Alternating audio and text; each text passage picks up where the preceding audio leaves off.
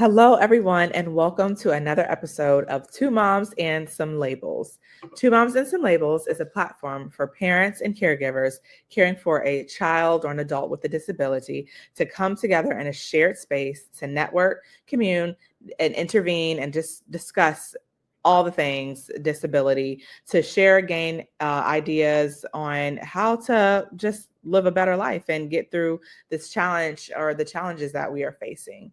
So today on this episode, we're going to talk about pre-diagnosing our other children. Okay, and so what I mean by that is, if you have a child with a disability and you plan on having another child, or maybe you've had another child, and because of all the things that you have went through, all the challenges and maybe possible developmental delays and things like that that you have faced, then when you have another child, sometimes it can be a little scary because you're thinking that you might be facing the same challenges. So then you start looking at every little thing and critiquing every little thing and stressing and worrying about, are they going to sit up? Are they going to crawl on time? Are they supposed to be doing this at that time? So you just have all these thoughts going through your head because you have experienced this already. And so you just want to make sure that your child is on the right path and that you're able to get that early intervention this time around if you weren't able to during your first pregnancy, so that you can get the right services and care for your child ahead of time. So that's what I'm talking about when I say pre-diagnosing our other children. So for me, I have 4 kids, and I am very bad at pre-diagnosing my kids. So my first child, she, has cerebral palsy, and so we faced many developmental challenges when she was born, and she didn't sit up for a long time, and we just kept saying, okay, she'll do it this month or she'll do it the next month, and we just kept pushing it off because we didn't know. And then we had another child, and I think that he was pretty much, on target with everything. And then, every child is not the same. Right. All your children, they are different and they develop different. And so then my third child, he had, a little vocabulary, a small vocabulary, like when he turned 1. And so they say you're supposed to have X amount of words, like 20 or more words when they turn 1. And he didn't have that. So I was like, oh my gosh, what's going on?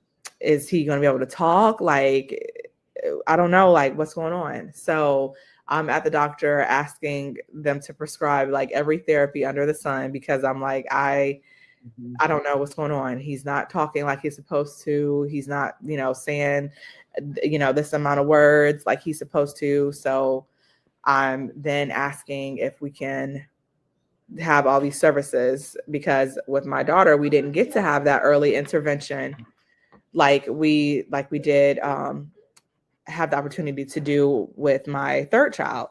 So I wanted to make sure I was on top of that. All right.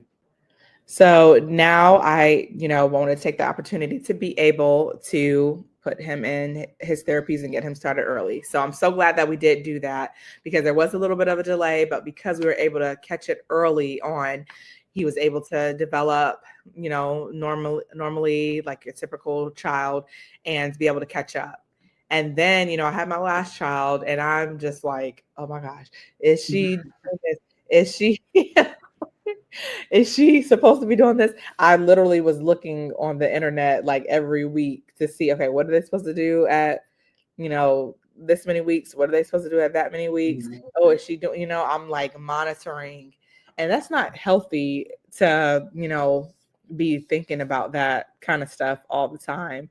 And so, what I want to encourage parents to do is, yes, be mindful of the development of your child, but also make sure that you're being mindful of your mental health and not putting more stress on your plate than it needs to be. So it's okay to check the milestones and work on those milestones or work towards those. And if you see like severe delays or Mhm. things that are just really not right, then that's when I would suggest Right. that you reach out and contact someone, because you will drive yourself insane continuously thinking about if your child is going to do this milestone or that Mhm. milestone, and those things like that. So I've had to try to learn to not be so heavy on the internet, Google, and searching up things and looking for things too with my child, and let them kind of just be their own person and develop into their own person. And when they're ready to meet those milestones, then they'll meet those milestones. But knowing that I'm able to have access to a network Mhm. of doctors and therapists and things like that, or even have a pediatrician that is on board with the things that I may have, concerns about, and be able to refer my child to get those services, that is the most important thing to be able to have. And I'm glad that, that we have that. I think that's very important to also make sure that you have a pediatrician that is going to be on board and also be on top of those type of things, as far as when it comes to monitoring, the development of your child and their progress and things like that. Because when my daughter, for instance, when she was born and we went to the pediatrician, like the pediatrician never said anything to us. Right. So, it's like, so what were we going to all these, 2 month checkup, 3, 4 month checkup, like doing all these monthly checkups, if you're not monitoring, taking note, and advising us on, okay, I see there she's not meeting this, so we might need to go ahead and do early steps. Because we Mhm. literally didn't even do early steps until it was maybe 6 months before she turned 3, and you age out of early steps at 3. So we missed, all those service, granted that she was in the NICU for the first half of, the first year of her life. So we missed a whole, 2 full years because we did not have a pediatrician that was on top of giving us the right direction and monitoring the development of our child when we went to those monthly checkups. So make sure that you get the right pediatrician too. I would also say that, to make sure that you do your research about that. But yeah, and then also I think pre-diagnosing your other kids is not healthy for them, especially when they can become more aware of like what is going on. And it might make them feel like they're not where they're supposed to be, and maybe have like doubts or insecurities about their self. And so, making sure that you're staying positive, that you're, monitoring from afar, and keeping track of whatever it is that you need to keep track of as far as the development goes, but not pushing too hard on it. That's what I've kind of started to learn as I have, gained more children and become more aware of how I was processing my Mhm. development and things like that. So, yeah, No, pre-diagnosing children is a real thing. yes, And it is. And I think it's a blessing that, like you stated, it's important for people's pediatrician to fully be on board. If you say, hey, I noticed this isn't happening, and kind of concerned, and then be like, oh, well, just wait, we'll talk about it next time, instead of them being like, yeah, let's, even if the pediatrician doesn't agree, what is it going to harm you as a pediatrician for you to write a referral for a person in that area that's an expert can either judge and say, yeah, mom, we're going to go ahead and do 30-minute sessions for 6 weeks and see if it's something that's needed, or mom will say, or the actual professional in that area will say, no, I agree, kind of, we can wait off on a little bit like this, and just give people some reassurance, or even tell you certain things you can do at home So I think that's very important, having the right pediatrician that is going to listen to you and understand your concerns. I'm still, my son's 8, and I'm still a helicopter Google mom. Everything. Me and my chart are like best friends because I message and I send pictures to everything. And like Brittany said, it has a lot to do with Google. I see something and I'm like, what is this? What does this mean? What is this? He's not doing this, and comparing him. He doesn't actually have siblings, but I compare him a lot of times to other children his age, even though he just turned 8.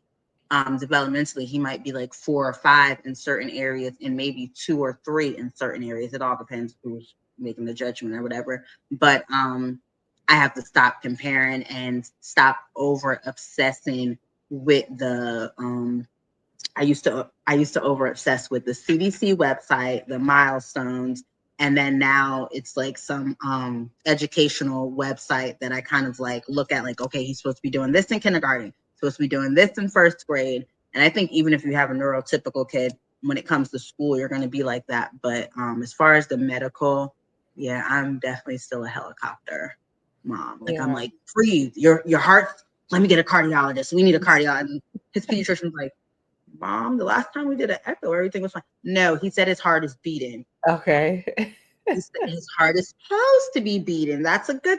No, he's never said this before. This is a different thing. We need a cardiologist, So I try to just be easy with that. But Google, yeah, can stress you out. And then we have to also know, like you said, just enjoy those moments and enjoy the milestones as they come, because every kid learns differently. Yeah, because I actually witnessed you diagnosing. Yes, y'all. So her youngest, right? The baby girl, perfectly fine. Everything. She's like hitting all milestones, y'all. She went, I think she did something like this, wasn't gripping something. Mind you, she might have been like 3 months at the time. So I think she needs OT. And I'm like, why does she need OT? Because she should be doing this. And I'm like looking at her doing this.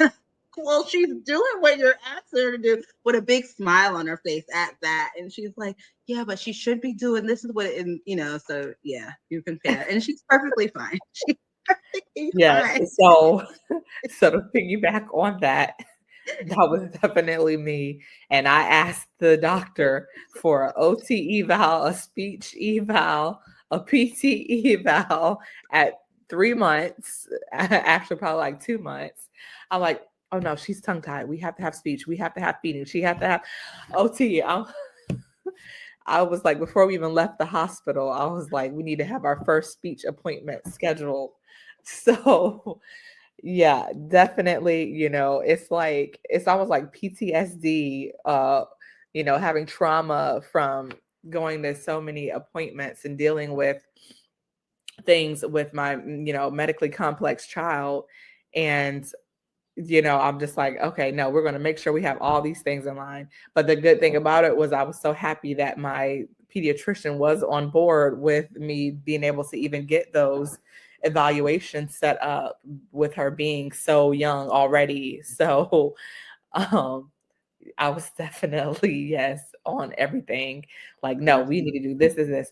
And, we get the evaluations done. And then also too, not to add, once you have more than 2 kids, when you have one, it's a lot when you have multiple therapies, but to add other kids to the plate and have to go to this therapy and that therapy for this kid and that kid, it's so much. So, I'm sitting here adding more things to my plate that didn't need to be added because she was perfectly fine. Perfectly fine. Those are the things that I'm talking about. Because even if my 11-year-old, he's like, oh, when I'm playing, like I'm feeling this pain, I'm like, okay, well, we got to call the cardiologist. We need to go to the ER.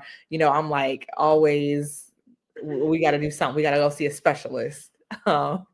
And so I want. But it's so funny because I'll talk to like neurotypical moms, like all their children are neurotypical, and they're like, yeah, And I'm like, so you're not making an appointment at the doctor? Right. They'll be okay. Yeah, they'll be all I'm right. like, okay, because I'm sitting here messaging. If I see like a little Lorenzo looks to the left when he should be looking to the right, I'm like, hey, we need a CAT scan.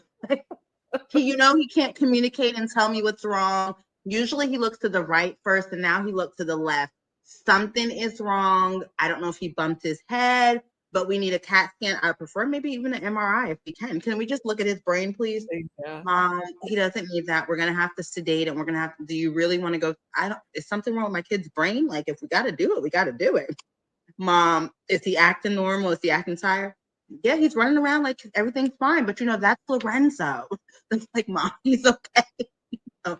Like certain things, it's like, okay, now, like, he doesn't need that. But I also think it's not bad because I think being in the community we're in, we do see when something is missed, how it can, so to catch things early is such a good thing.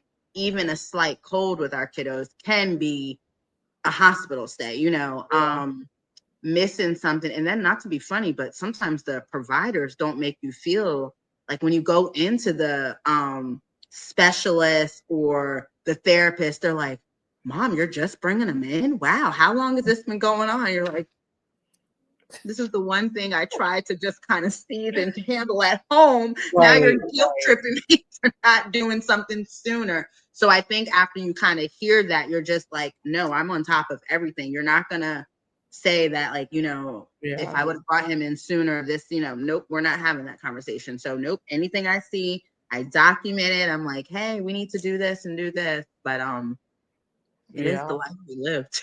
So yeah, and I would say, like, the good thing too about this, like, this generation or the time that we're in is that, okay, when you have your child and they are, just newborn, to 6 months or whatever, any age really, that now we have social media, we have AI, we have all these different platforms that you can use. And there's like physical therapists, speech therapists, occupational therapists that have social media pages, and they might even show you, like, okay, if your child's not doing this, you can do this stretch, or you can do this feeding technique. Like, you don't even really almost have to go into an office. Right. You can start working on those things at home, or continue working on whatever it is that you got from an evaluation or that you're concerned about. You can start working on that because there's access to all of these different platforms that give you so much knowledge and information on all the different things that you can do to help your child. So, from, like I said, from feeding to doing algebra to changing your oil to whatever you can dream of is on the internet to help. And another thing, even when you look, I think also providers, because they're more aware as well, because if you look at the age difference between your oldest daughter and your youngest daughter, for that provider at that time, like 15 years ago, not even to be able, so I think providers are getting more like early intervention is very important. No, we can't just, push things off. And then back then, 15 years ago, you didn't have anything on social media to really go to. The only thing, if you went on, it wasn't even really, I don't think 15, you were maybe Googling, it's more like going to the internet, doing an internet search. And not to be funny, but most things that you would pop up were like devastating stories back then. Now, like you said, because of social media and the different platforms, people are sharing their personal experiences. And then you have a lot of doctor's office and therapists are even putting their pages because they know how hard it is to get in and get services. Some people, can't afford. So they are providing you with different things you can do at home. But 15 years ago, you didn't have access to any of that. I feel like 8 years ago with Lorenzo, I was able to be in the hospital and scroll my phone on IG. TikTok wasn't around, but IG or Facebook, and connect with other families from all over that were maybe in different hospitals and their child was experiencing the same thing. And I would actually be able to go back to the doctor and say, hey, I met a mom and her child's in Philly, and I know children's, diagnosis, but their doctor tried this, that, and the other, able to bring information back, do research on our own. And I feel like the research, especially now that you do, you definitely find like good, positive stuff that encourages you. So that's definitely something people have to definitely take advantage of. If you don't see something or don't feel your pediatrician is, because some people with their insurance is assigned to a pediatrician, and it's hard for them to move. So I would definitely look at taking advantage if you do have some concerns until you're able to switch your pediatrician. Go to like the CDC website, see the milestones, look on social media for different types of therapists and what suggestions they have.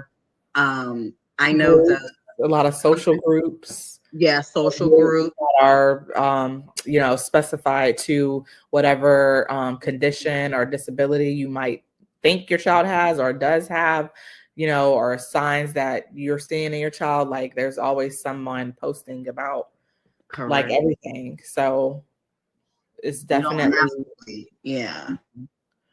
Because I know even sometimes people say it can be a little hard, challenging to get into these different programs because, you have to get the referral sometimes, then you have to get the eval, then you got to get the appointments and stuff. And a lot of times this is almost a 2 to 3 month turnaround. Sometimes that's at most, and you can start working on things at home if you do have a concern. So we will be launching the website for Two Moms and Some Labels, and we'll have a lot of great information on there. We can share other people's social media, just different, so you guys can see who to go to. Because I know the one company we interviewed a while ago, it was a PPEC center, and when I do see on their social media, the therapists are showing what they're doing with the different children. And a lot of the stuff, you don't have to have the fancy therapy equipment. You can go to a thrift store and get some items, or you can Five and Below has some things you can get. Like there's different things you can get. You don't have to go to the expensive educational stores. Because I remember when I was looking up stuff when he was small, I was like looking up, and it was freaking me out. I was like, $1,000 what for a mat and stuff like that. And then you go to Amazon, get a ball pit, you can even get an outdoor pool and put sand in it for sensory, noodles, boat. Like you can do different things, and they have it on Pinterest, different activities that you can do at home that are affordable as well, too. Mm-hmm. So, yeah, but it's hard. Yeah, I will look forward to that. So yeah, make sure you guys look forward to us launching our website, and we will have lots of good information on there. And if you have suggestions on things that you would like to see on the website to help you along your journey also too, we would love to have feedback on that also. But, in conclusion and overall site, we want to make sure that you are utilizing early intervention specialists programs to be able to assist you and your loved one in their journey. If you are, feeling as if your child might have some, developmental or medical concerns, definitely make sure that you are reaching out to your pediatrician and monitoring those things. But don't do it to the point where, you're going to be stressing yourself out and it becomes like another job because, you're so concerned and overwhelmed. There's information out there, utilize it, make connections, lots of social groups also too. But let your child grow and develop in the way that they were meant to grow and develop. Okay. Let them grow on their time. And of course, like I said, look for those things that you might have concerns about, but don't be too heavy on the negative. Look more positive in your child and speak positive things on your child also too, and their growth, the development, their minds, so that you can have a positive and less stressful journey. So those are my words of advice. And thank you so much for tuning in to another episode of Two Moms and Some Labels. And until next time,